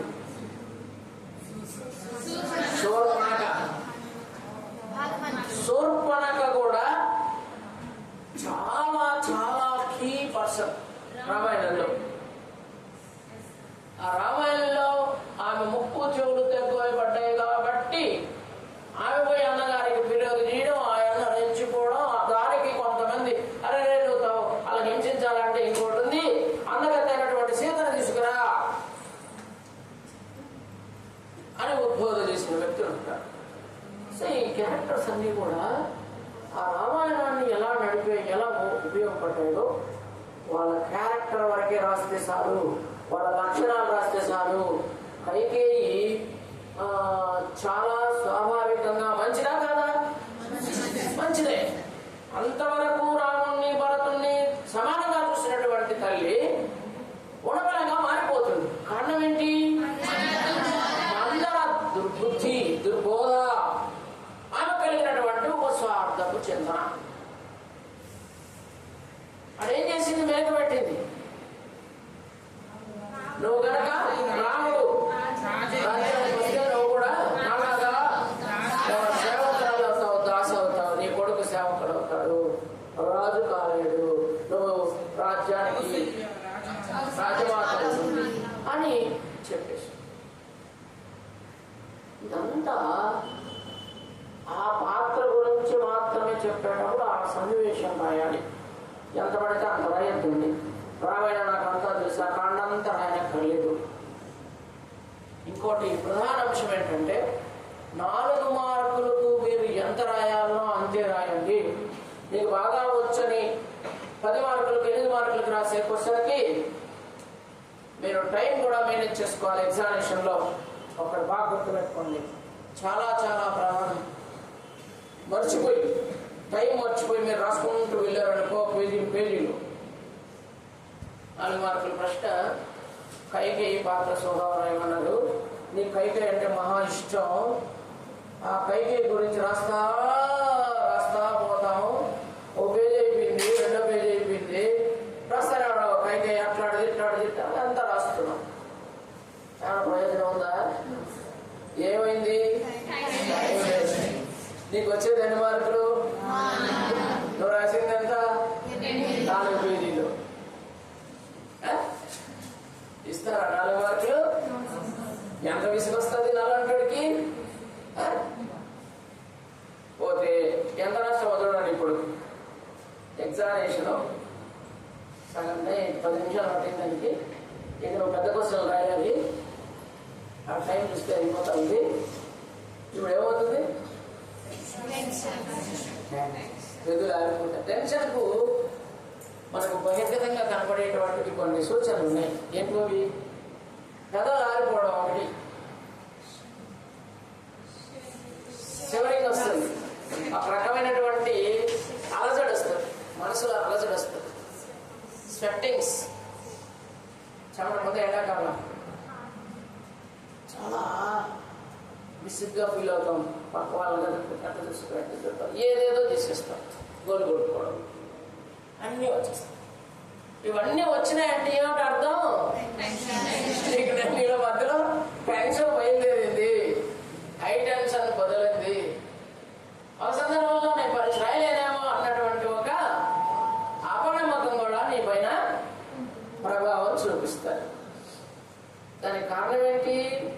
నువ్వు 4 మార్కులు రాయాల్సిన దానికి 7 మార్కులు 10 మార్కులు అంత రాసావు, దానివల్ల టైం వేస్ట్.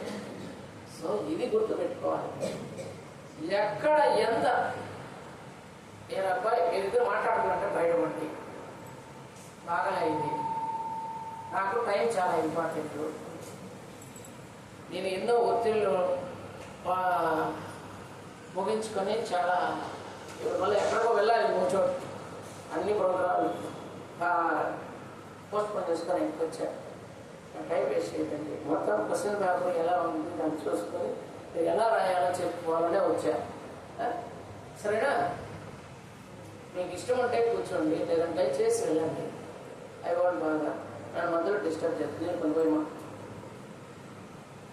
ఎక్కడున్నావు? ఏం చెప్పావు? ఇది నా పరిస్థితి. అటువంటి డిస్టర్బ్ అయితే నేను చెప్పింది ఏందో మళ్ళీ మీరు గుర్తు చేయాల్సి వస్తుంది. పెద్ద ఎవరు చూడమ్మా?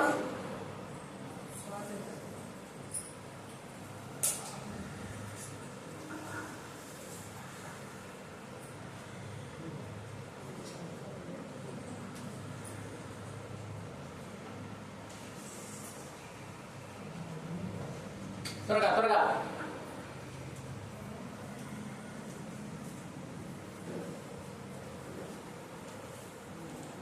సో 4 మార్కులకు మనం ఎంత రాయాలో అంత మాత్రమే రాద్దాం.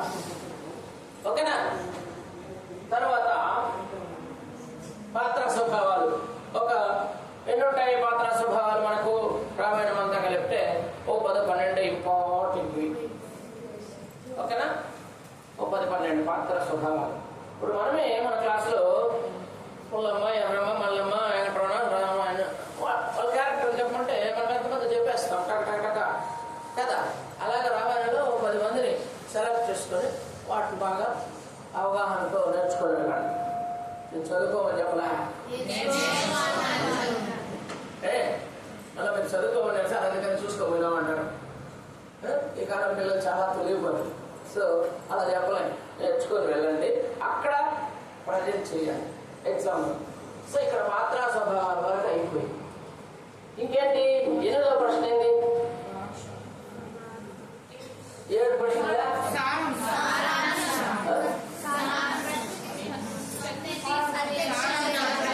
ఈ 3 వచ్చి షార్ట్ ఆన్సర్స్. 3 × 4 12 మార్కులు. నెక్స్ట్ ఇప్పుడు వచ్చేది ఏమిటి? పెద్ద ప్రశ్నలు.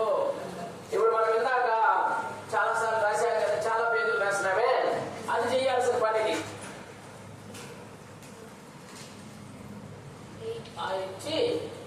ఇచ్చిన ప్రశ్నల్లో ఒకదానికి వ్యాసరూప ప్రశ్న సమాధానాలు రాయండి అంటాడు. వ్యాసరూప ప్రశ్నలు వాసం కాదు. తెలుగులో ఒత్తులు దీర్ఘాలు పోతే అర్థాలు మారిపోతాయి. ఇదేంటిది? వాసం. దానికి యావత్ ఇస్తేమయ్యా చూడండి. అందుకనే తెలుగు పర్ఫెక్ట్ గా దానికి ఇవ్వాల్సినవన్నీ ఇస్తేనే అందం, చందం, అర్థం. అవునా కదా? నువ్వు ఒక చెవుకు మాత్రమే కమలేసుకొని ఇంకొక చెవుకు వేసుకోకుండా వస్తావా? బాగుంటుందా? అలాగే వాసానికి వ్యాసం చాలా తేడా ఉంటుంది. వ్యాస రూప ప్రశ్నలు పెద్దగా ఆన్సర్ బాగున్నారు. అర్థవంతంగానూ వ్యాసరూపంగానూ ఉండాలి నీ సమాధానం. దాన్ని ఎన్ని ఇస్తాడు మనకు? 3 ప్రశ్నలు ఇస్తాడు. 3 × 6 ప్రశ్నలు ఇస్తాడు. ఆప్షన్స్ ఉంటాయి, ఇంటర్నల్ ఆప్షన్స్ ఉంటాడు. అంతర్గత చాయిస్. చాయిస్ ఏమంటారు ఇంగ్లీష్ లో? తెలుగులో లేదా?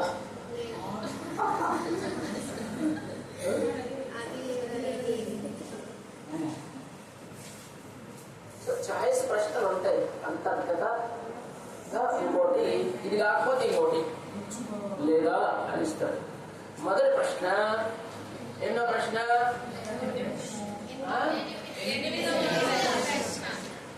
7వ ప్రశ్న. ఎన్నో ప్రశ్న?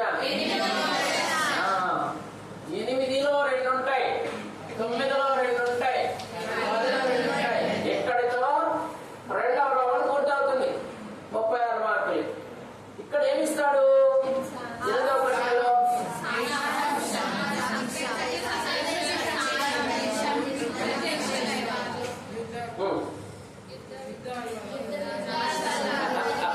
అవి ఏమిస్తారు? మళ్ళీ చదువుకుందాం. ముందు బేసిక్ గా సూత్రబద్ధంగా ఎగ్జామినేషన్ లో 8వ ప్రశ్న దేని గురించి అడుగుతారు? అమ్మా మధ్య భాగంలో మాత్రం ఇది. Note this point. 8వ ప్రశ్న మధ్య భాగం మాత్రమే ఇస్తాడు అనేది మీరు ఎరుకలో ఉంటే కన్ఫ్యూజ్ కాని ఎగ్జామినేషన్ లో మనం చెప్పుకుంటూ వస్తుంది అదే. ఏ ప్రశ్న ఎట్లుంటుందో అనేది స్వభావాలు, ప్రశ్న స్వభావాలు తెలుసుకుంటే నువ్వు రెడీ అవుతావు. నువ్వు కత్తుందలేని యుద్ధానికి పోయినావు అనుకో, ఆడ ఒట్టు వరే ఉంది దానికి అడుగు చూసుకుంటే ఎడేమో ఒప్పుకుండా పోయినావు, నాకు కత్తుంది డబ్బులు ఉంది, నాకు ఎవడొచ్చిన అవకాశం తీరా ఆడ చూస్తే ఒట్టు తోలు తిరుగుతుంది, కత్తి లేదు, వాడు ఎత్తేసాడు, దారిలో పోయింది. ఈ యుద్ధం చేసినట్టేనా కథం దుకాణం బాగా అట్ట అయిపోతుంది. అలా కాదు, మనం పక్కాగా రావాలంటే ఏదైనా టైం ఉందా బాబు? టైం లిమిట్ ఏమైనా ఉందా?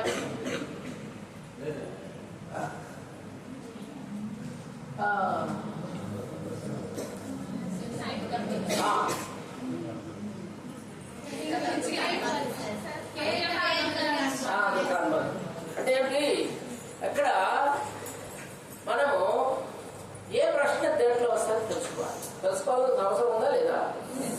సో పద్య భాగంలో 8వ ప్రశ్న వస్తుంది. ఎలాంటి ప్రశ్నలు, ఏ ప్రశ్నలు వస్తాయి? సృజనాత్మక ప్రశ్నలు. అవునా? చూసుకో సార్, సృజనాత్మక ప్రశ్నలు. అవునా?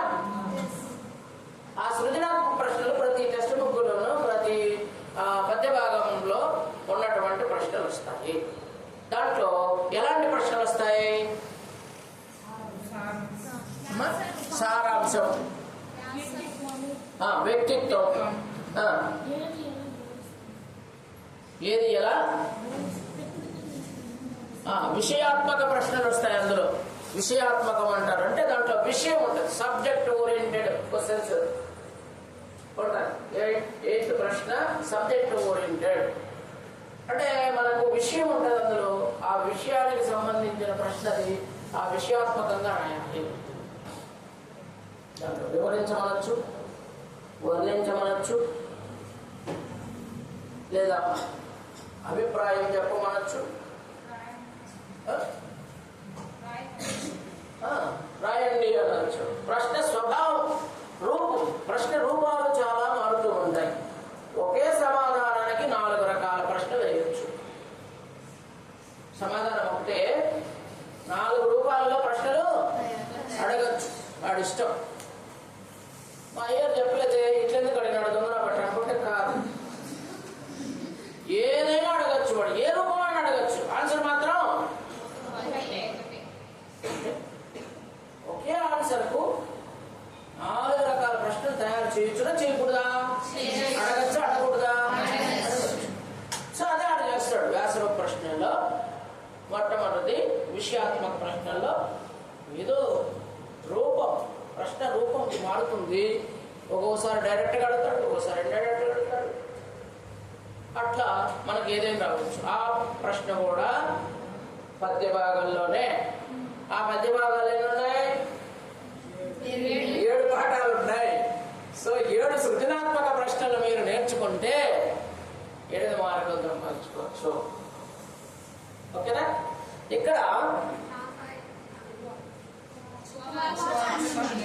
అమ్మా ఉండు. 8వ ప్రశ్న పద్య భాగం. 9వది కూడా ఉపవాచకం. ఉపవాచకం మాత్రమే చదువుకోవాలి. 9వ ప్రశ్న క్లియర్గా ఇచ్చేసాడు. ఇంత ఈజీగా ఎప్పుడు ఉండదు అనమాట. అంటే ఏ ప్రశ్నకు ఏ పాఠం చదువుకోవాలి, ఏం చదువుకోవాలో కూడా చెప్పేసినాడు. ఉపవాచకంలో ఏ ఖండలోనైనా కానీ తీసుకుంటాడు. ఒక మంచి ప్రశ్న ఉంటుంది. సీతారామ కళ్యాణం, రామాయణ రామరావణ యుద్ధం, వాలి సుగ్రీవుల యుద్ధం, రామ సుగ్రీవుల మైత్రి, సీతాపహరణం, రామాయణం ప్రాశస్త్యం, ఇలా మనము ఎనుకుంటూ పోతే ఓ 10 9 ఉంటాయి.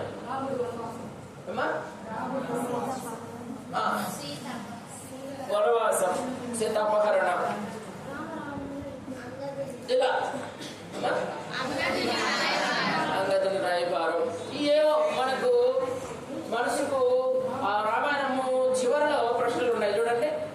వాటిని తప్ప వేరేటి వీరమా, అది గుర్తుపెట్టుకోండి. రామాయణం చివరిలో క్వశ్చన్లు ఉంటాయి, పెద్ద ప్రశ్నలు ఉంటాయి, చిన్న ప్రశ్నలు ఉంటాయి. వాటిని బాగా నేర్చుకోండి. వాటిని అదే రూపంలో ప్రశ్నలు వస్తాయని మాత్రం నమ్మద్దండి. ఇందాక మనం మాట్లాడుకున్నాం, ప్రశ్న రూపాలు వేరు, సమాధానం ఉంది.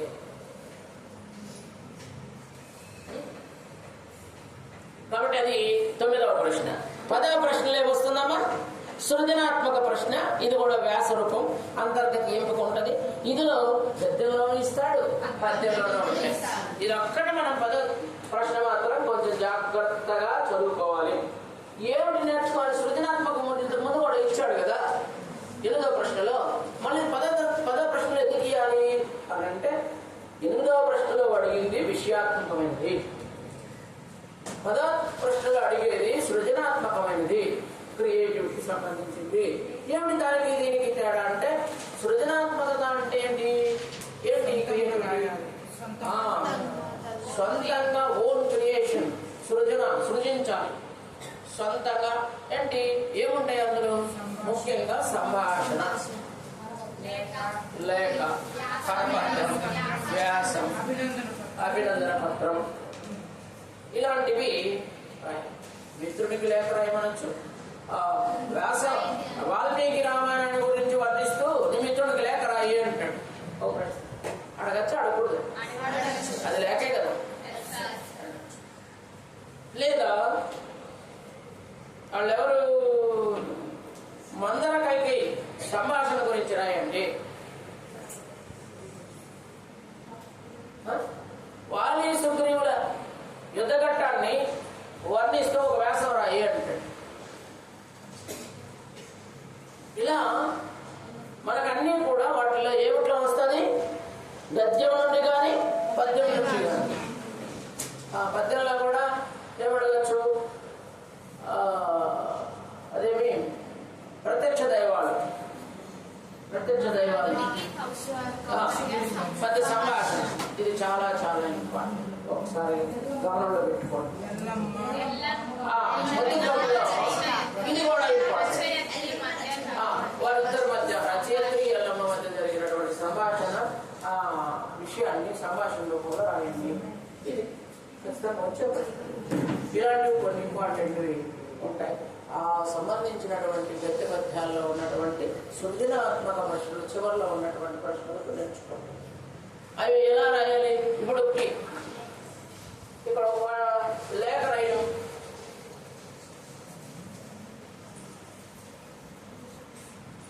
మీకు ఎలా లేఖ రాస్తే మార్కులు వస్తాయో ఒకసారి చూసుకోండి. లేఖ రచనలో మొట్టమొదట కుడి పలక స్థలం, స్థలం వచ్చేమి రాయాలి? తిరుపతి. ఇప్పుడు ఒక్కడారి పైన స్టిక్కర్ అవ్వండి. ఇద్దరు మంగళం, 6 తిరుపతి. స్థలంలో క్లారిటీ, స్థలం ఏది రాద్దాం అన్నటువంటి మీ మనసుకు ఒకటి నిర్ణయం చేసుకోండి. తిరుపతి మీరు ఎగ్జామ్ రాసేది తిరుపతిలో కాబట్టి తిరుపతి స్టిక్కర్ అవ్వండి. లేదా మీ ఊరు మంగళం కాబట్టి మంగళమే స్టిక్కర్ అవ్వండి. ఏదో ఒకటే. అయితే రాసిన తర్వాత ఏం పెట్టాలి?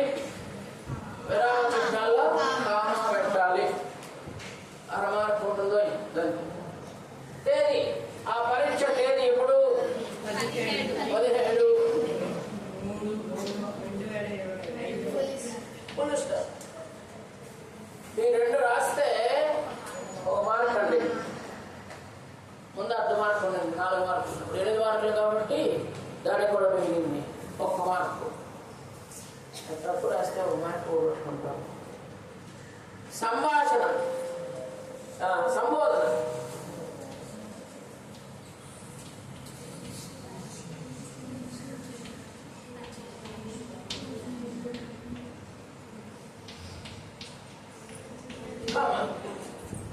తండ్రికి లేఖ రాయమంటే పూజనీయులైన తండ్రి గారికి అని రాయాలి.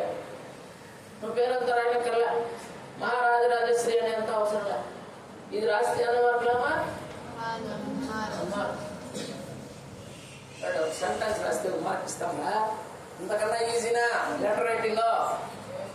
8 మార్కులు ఇస్తున్నాం. ఇప్పుడు రాసేదానికి అంతా కలిపి 4 మార్కులు. రాసే సబ్జెక్ట్ ఏముందా 4 మార్కులు. ఎన్ని మార్కులు అయినాయి? 6 మార్కులు అయినాయి. ఇంకేం ఉన్నాయి? 2 ఉన్నాయి. ఇట్లు నువ్వు నెంబర్ వేయకుండా పోయినా పర్వాలేదు, ఈ మాత్రం వేయకుండా ధన్యవాదాలు అన్నీ బయట వచ్చేస్తాయి. ఈ మాత్రం చాలా జాగ్రత్తగా రాయి.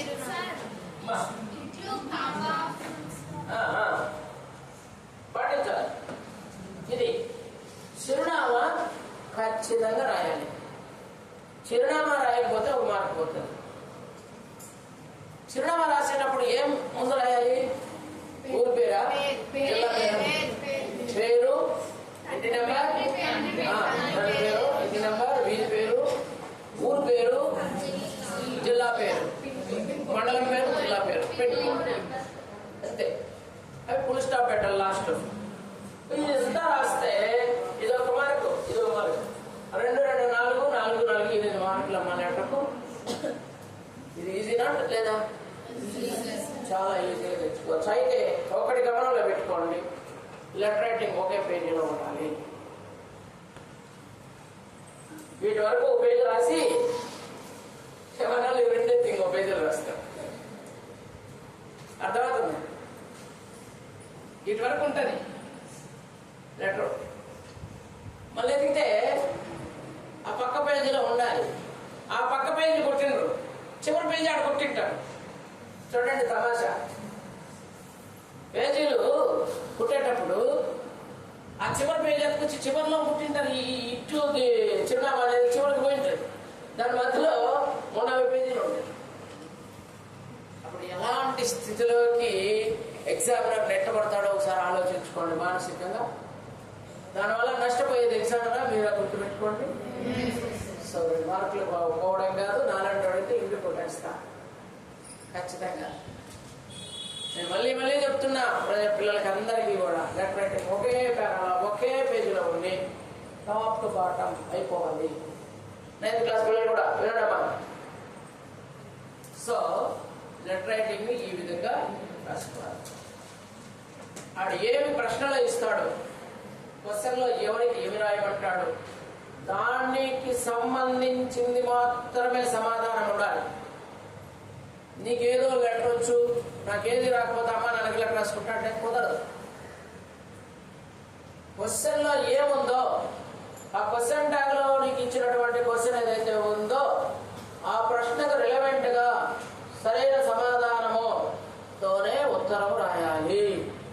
ఆ ఉత్తరం రాసేటప్పుడు స్థలము, తేదీ, కామా, ఫుల్ స్టాప్ పాటించండి.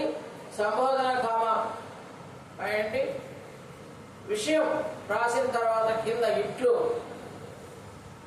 1 మార్కు ఉంటుంది, దాన్ని జాగ్రత్తగా రాయండి.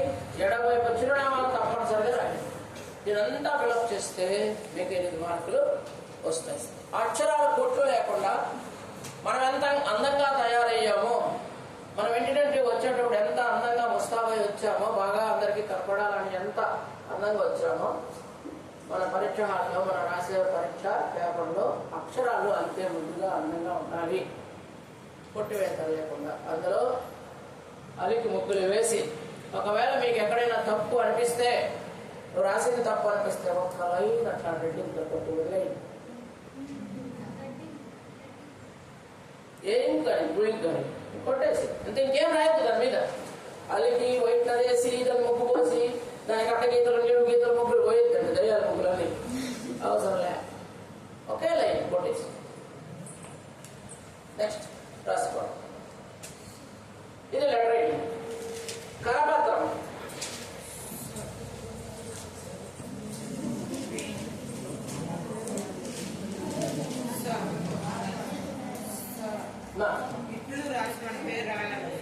పేరు రాస్తే మంచిది. నాకు లేదు, పేరు రాయడం ఇష్టం లేదు అంటే ఇంట్లో పెట్టు. ఎగ్జామ్ నెంబర్ వేయాలి. యాక్చువల్గా ఎగ్జామ్ నెంబర్ అన్నవి పేరే రాసుకో. మనమే కదా రాసుకున్నాం, మన పేరు రాయడానికి ఏం ఇబ్బంది? రాసుకో.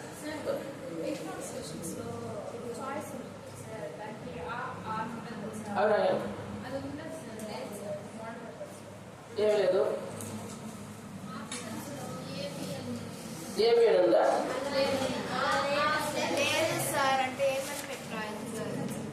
ఎస్సీఆర్టీ వాడు పంపించింది, నీ గైడ్ కాదు నాకు ప్రమాణం. నాకు గైడ్ ప్రమాణం కాదు. టెక్స్ట్ బుక్ తర్వాత మనకు ఎస్సీఆర్టీ వాళ్ళు ఇచ్చినటువంటి బ్లూ ప్రింట్.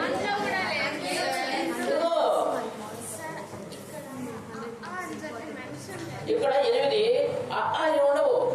అవి అడుగుతున్నావా? కూర్చో. అదే కూర్చో. అది కూడా చెప్తా. ఇది అయిపోయిన తర్వాత దాన్ని చెప్తా. ఇక్కడ 8వ ప్రశ్న, ఆంగ్లేయుల నిరంకుశ పాలనలో భారతీయుల పరిస్థితులు మీ సొంత మాటల్లో రాయండి. ఇంతకుముందే చెప్పుకున్నాం తెలియని పాటల్లో. ఏ ప్రశ్న అయినా ప్రశ్న రూపాలు వేరుగా ఉంటాయి, సమాధానం ఒకటి నిత్యం. ఎన్ని ప్రశ్న అయినా ఎన్ని రకాలుగా అడగచ్చు. సొంత మాటల్లో రాయండి అన్నాడు, వివరించండి అంటాడు, విశ్లేషించండి అంటాడు. అర్థమైంది? అలా ఏదైనా చెప్పచ్చు. లేదా యుద్ధ విజేత పార్టీ సారాంశాన్ని మీ సొంత మాటల్లో రాయండి. 8వ ప్రశ్న సాధ్యమైనంత వరకు సొంత మాటల్లోనే అడుగుతాడు, దాన్ని తెలుసుకోండి. ఇక్కడ 9వ ప్రశ్న రామాయణంలో తీస్తాం. ఇది కూడా గుర్తుపెట్టుకోండి. 8వ ప్రశ్న టెక్స్ట్ బుక్ లో ఉంటుంది. 9వ ప్రశ్న రామాయణంలో ఉంటుంది. పెద్ద ప్రశ్న. రామాయణము ఏమిటి? వాలి సుగ్రీవుల నడుమ విరోధానికి కారణాలు ఏమిటి? లేదా వాలి సుగ్రీవుల యుద్ధం అడుగుతాడు. లేదా సుగ్రీవుడు రాముడు యొక్క మైత్రి గురించి రామరావణ యుద్ధాన్ని వర్ణించండి. సీత అపహరణ గురించి రాయండి. సీతారాముడు వనవాసానికి గల కారణాలు వర్ణించండి రాయండి. ఇలాంటి పెద్ద ప్రశ్నలు వస్తాయి రామాయణంలో. రామాయణం యొక్క ప్రాశస్త్యాన్ని గురించి వివరించండి. ఇలాంటి విషయాలు ఇవి రామాయణం వరకు 9వ ప్రశ్న. నేను బ్రేక్ ఏమన్నా నాకు ఎక్కడో డిస్టర్బ్ అవుతున్నా. 5 నిమిషాలు ఏమైనా బ్రేక్ తీసుకుని రాగలరా? చూడండి.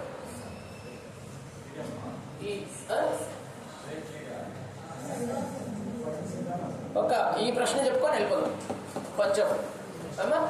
ఈ 10వ ప్రశ్న వారిని చెప్పి ఒక 5 నిమిషాలు బ్రేక్ ఇస్తాను. అంతవరకు వేసగాలుగా కాకుండా మామూలుగా కూర్చొని మామూలుగా వినండి.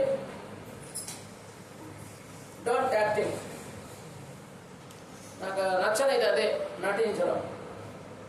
నీకు ఇష్టం ఉంటే ఉండు, లేదంటే బయట వెళ్ళిపో. రెండే. ఇక్కడ కూర్చొని వేరే వేషాలు వేస్తే మాత్రం నేను ఐ వాంట్ ఆల్ రైట్. చెప్పేదా? ఇది రామాయణం గురించి 9వ ప్రశ్న. షూర్గా పెట్టుకోవాలి. 10వ ప్రశ్నలోకి వస్తే ఏమిస్తాడు? కరపత్రం లేక సంభాషణ, అభినందన పత్రం. 5 రకాలైనటువంటి వ్యవహార రూపంలో మీకు ప్రశ్న ఉంటుంది. అక్కడ కూడా ఇంటర్నల్ ఛాయిస్ ఉంటుంది. ఇక్కడ ఒక లేఖ ఒక కరపత్రం ఖచ్చితంగా వస్తుంది. లేదా సంభాషణ రావచ్చు, ప్రశ్నలు రావచ్చు. మీకు నచ్చిన ప్రకృతి దృశ్యాన్ని, మీరు చూపిన అందమైన ప్రదేశాన్ని వర్ణించండి. ఒక వ్యాసం వర్ణించడం. లేదా నువ్వు చూసినటువంటి క్షేత్ర పర్యటనలో నువ్వు చూసినటువంటి విశేషాంశాలన్నింటినీ క్రోడీకరించుకుని నీ మిత్రుడికి లేఖ రాయి అంటాడు. అదేమవుతుంది? లేఖ రాయి. వాల్మీకి రామాయణం రాశాడు కదా, వాల్మీకి యొక్క రచనా విధానం నీకు ఎందుకు నచ్చిందో సమర్థిస్తూ రాయి అంటాడు. సంభాషణ కూడా అడుగుతాడు. బతుకమ్మ గురించి కావచ్చు, ఇంకోటి ప్రత్యక్ష దైవాలు కావచ్చు. కొన్ని పాఠాల్లో మనకు ఆ వ్యవహార రూపం ఉంది. ఇది సృజనాత్మక ప్రశ్నలో పాఠ వెనకాల ఆ సృజనాత్మక ప్రశ్నలో లేక కరపత్రాలు ఉన్నాయి. వాటినే చదువుకుంటారు. అది తప్పి బయట రాకూడదు కూడా సంతరించడానికి లేదు. సో ఈ 10 ప్రశ్నలు ఆ విధంగా రాయాలి. అబ్బాయి అడిగిన ప్రశ్న 8 మార్కుల ప్రశ్నలకు ఎలా అటెంప్ట్ చేయాలి, ఎంత రాయాలి? It's very good question, valuable question. ఏంటి 8 మార్కులకి ఎంత ముందు చెప్పుకున్నాం, 4 మార్కులు రాసావు ఆడేమో హిందీలో ఉంటుంది, లెక్క 10 పేజీలు లెక్క ఆయా పడే అండే ఆయా అని. ఏంటంటావు? రాసా 10 పేజీలు రాసా, వచ్చింది కోడు అట్లా కాదు కదా. మనకి 8 మార్కులు 8 రావాలంటే పద్ధతి పాడు ఉంటాయి. ఉండదా? ఉండాలా వద్దా? ఖచ్చితంగా ఉండాలి. 8 మార్కులు ఇచ్చేటప్పుడు పద్ధతిగా రాయకపోతే ఎట్లా ఇస్తాడు మరి? ఆ పద్ధతి ఏంటి, ఎంత రాయాలి అన్నట్టు వాటిని ముందుగానే నిర్దేశించుకోవాలి. ఆ ప్రశ్న యొక్క స్వభావాన్ని బట్టి, ఆ ప్రశ్న యొక్క ఇంపార్టెన్స్ని బట్టి మనం ఆ ప్రశ్న మనకు సమాధానం వస్తుంది. ఆ సమాధానం నీకు చాలా తృప్తికరంగా, చాలా సంతోషంగా రాయగలిగినప్పుడు ఆ 8 మార్కులు వస్తాయి. అయితే ఎంత పరిమితమో అన్నప్పుడు ఈ పేజీలు ఒక్కొక్క పేజీ 4 మార్కులు అనుకో. అంటే ఇటువైపు రాస్తే 4 మార్కులు. అంటే ఇవి 4 పేజీల వ్యాసం రాయాలి. లెటర్ అయితే ఒకటే, కరపత్రమైన 1 పేజీనే. ఈ 8 మార్కులవి కనీసం ఈ 2 పేజీలు ఖచ్చితంగా ఉండాలి. లైన్లు 1 పేజీకి 18 లైన్లు రాయాలి. 18 లేదా ఇంకా ఇరిగించి రాస్తా 20. మార్జిన్ వేయడం చూసుకోండి. మార్జిన్ వేయడం ఒక పెద్ద స్కేల్ అంతా పెట్టుకొని లెఫ్ట్ వైపు వదలాలి. మీరు ఎట్లాగూ డిజైన్ వేసి బార్డర్ వేసి రాస్తారు, నాకు తెలుసు ఆ విషయం. బార్డరు ఇటువైపు ఎక్కువ వేయండి, ఇటువైపు తగ్గించండి, ఇటువైపు ఎడ్డులోకి వేసుకోండి, మీకు కలిసి వస్తారు. ఎందుకు లెఫ్ట్ సైడ్ ఎక్కువ వదలాలని చెప్తున్నానంటే మార్కులు వేయాలి. అక్కడ వేస్తూ ప్రశ్నకు పేజీ టోటల్ వేస్తారు. కింద ఎగ్జామినర్ కరెక్షన్ చేసేవాళ్ళు పేజీ టోటల్ కూడా వేస్తారు. సో మనకు మార్కులు రైట్ సైడ్ వేయకుండా, యాజ్ పర్ ఎగ్జామినేషన్ రూల్స్ అమ్మకు వేయకుండా లెఫ్ట్ సైడే వేయాలి. లెఫ్ట్ సైడ్ 2 ప్రశ్నలు రాసాము, 2 ప్రశ్నలు మార్కులు కూడుకొని కింద పేజ్ టోటల్ వేసుకుంటారు. సో మనకు అట్లీస్ట్ 2 పేజీలు 8 మార్కులకు ఆన్సర్ రాయాలి ఉంటుంది. 8 2 16 160 పదాలు ఖచ్చితంగా ఉండాలి. లైన్ పంక్తులు అంటారు. 18 20 లైన్లు మనం రాసిస్తాం. 20 లైన్లు అంటే 40 లైన్లన్నా మనము 8 మార్కులకి రాయాలి. ముగింపు చాలా అర్థవంతంగా ముగించాలి. సమాధానం రాసేటప్పుడు నీ ప్రశ్న ఎక్కడ ఏమి ఇచ్చాడో ఆ ప్రశ్నని బట్టి నీ ముగింపు ఉన్నది. వ్యాసం అంటే వ్యాసంలో మొదట ఏం చెప్తావు, తర్వాత ఏం చెప్తావు. వ్యాసానికి కొన్ని లక్షణాలు ఉంటాయి. వ్యాసం రాసేటప్పుడు ఉపోద్ఘాతంలాగా, అంటే దాని నేపథ్యం, దాని పూర్వపరాలు చెబుతూ విషయ విశ్లేషణ చేసుకుంటూ ముగింపులోకి రావాలి. ఆ ముగింపు క్రియాత్మకంగా ఉంటుంది. క్రియాపదంతో ముగించాలి. మన రజంతా భాష కాబట్టి తెలుగు ఎప్పుడు కూడా వాక్య నిర్మాణంలో వాక్యం పూర్తయ్యేది క్రియతో పుట్టదు. సో ఇక్కడ మనం ఒక వ్యాసాన్ని చెప్పేటప్పుడు ఆ వ్యాసం పూర్తిగా అర్థవంతంగా ముగింపు ఉండాలి. కొట్టివేతలు ఉండకూడదు. ఒకవేళ ఏదైనా ఒక లైన్ ఏదైనా కొట్టు వచ్చిందనుకో, తప్పు రాసాం, దాని ఒక లైన్ రాసి దానిపైన అంతా అలకుండా ఒకే లైన్ రాసి పెట్టి కింద రాసుకోవచ్చు, ఇబ్బంది లేదు, మార్కులు కదులుకో. కాబట్టి 8 మార్కులకు ఖచ్చితంగా ఎంత రాయాలో అంతే రాయండి. 4 మార్కులకు రాయాల్సినంత 8 మార్కులకు రాసి, 8 మార్కులకు రాయాల్సినంత 4 మార్కులకు రాసే ప్రయత్నం చేయొద్దండి. అందులోకి వెళ్ళొద్దండి. అలా ఇంకోటి ఏంటంటే, పరీక్షలోకి వెళ్తానే, హాల్లోకి వెళ్తానే మీ క్వశ్చన్ పేపర్ ఇస్తానే పెన్సిల్ తీసుకొని క్వశ్చన్ పేపర్లో ఏ బాగా వస్తాయో, ఏ బాగా రాయగలవో ఒక టిక్కు పెట్టుకోండి. రాసేటప్పుడు ఆ క్వశ్చన్లు ఏవైతే మనం రాయగలుగుతామో ఆ రాసిన వాటిని దానిపైన ఇంటూ పెట్టుకోండి. అంటే ఇట్ ఈస్ ఓవర్ అని అర్థం. కన్ఫ్యూజ్ కాకుండా ఉండడానికి. ఇదొక పరీక్షా విధానంలో టెక్నిక్. కాబట్టి ఆ విధంగా ఆ 10 ప్రశ్నలు పూర్తి చేసుకుందాం. నెక్స్ట్ సెషన్ భాషాంశాలు 11వ ప్రశ్న నుంచి 33వ ప్రశ్న వరకు ఉంటాయి. క్వశ్చన్ పేపర్లో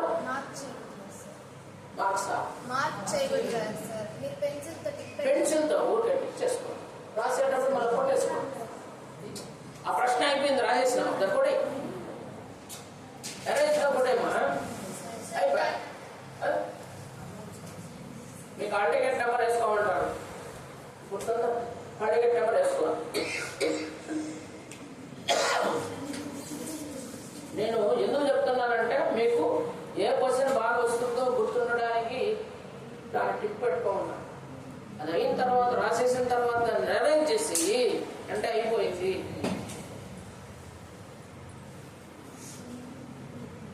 ఈ 10వ ప్రశ్న వరకు ఎవరికైనా ఏమైనా డౌట్స్ ఉంటే రైజ్ యువర్ హ్యాండ్. అడగండి. బ్రేక్ ఇస్తాం ఒక 5 నిమిషాలు. Very doubt. సో 32 మార్కులు, 36 మార్కులు మనము 32, 36 ఎన్ని 68 మార్కులు మనం రీచ్ అయినాం. ఇంకా 32 మార్కులు మనము చూద్దాం. ఒక 5 నిమిషాలు పోయి వచ్చేయండి. ఎక్కడ అలా వచ్చేయండి. స్టార్ట్ చేస్తాం.